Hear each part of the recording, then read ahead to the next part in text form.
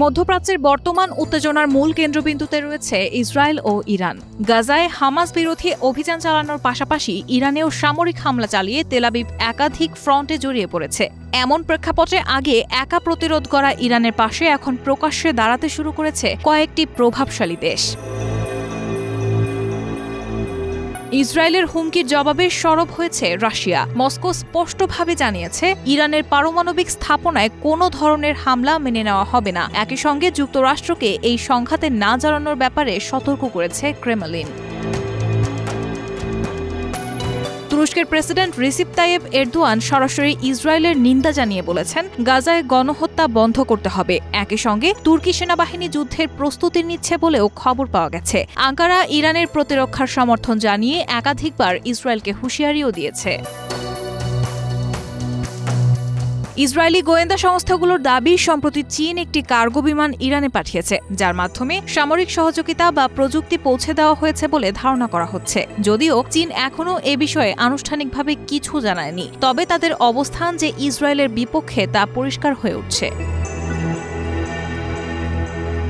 রকেটম্যান নামে পরিচিত উত্তর কোরিয়ার নেতা কিম জং উন প্রকাশ্যে ইসরায়েলকে মধ্যপ্রাচ্যের ক্যান্সার হিসেবে আখ্যায়িত করেছেন। যদিও তিনি সরাসরি কোনো সামরিক সহায়তা দেননি, তবে বিশ্লেষকদের মতে কিমের এমন বক্তব্য এবং তার দেশের রকেট সক্ষমতা ইসরায়েলের প্রতি একটি স্পষ্ট বার্তা বহন করছে।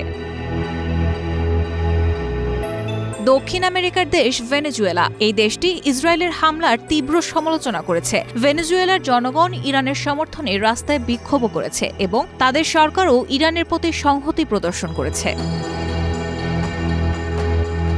পাকিস্তানের ইসলামাবাদ জানিয়েছে, যে কোনো সংকটে ইরানের পাশে থাকবে পাকিস্তান। যদিও এ বিষয়ে পশ্চিমাদের সঙ্গে পাকিস্তানের অবস্থান নিয়ে কিছু প্রশ্ন রয়েছে, তবুও আনুষ্ঠানিকভাবে তারা ইরানকে সমর্থন জানিয়েছে।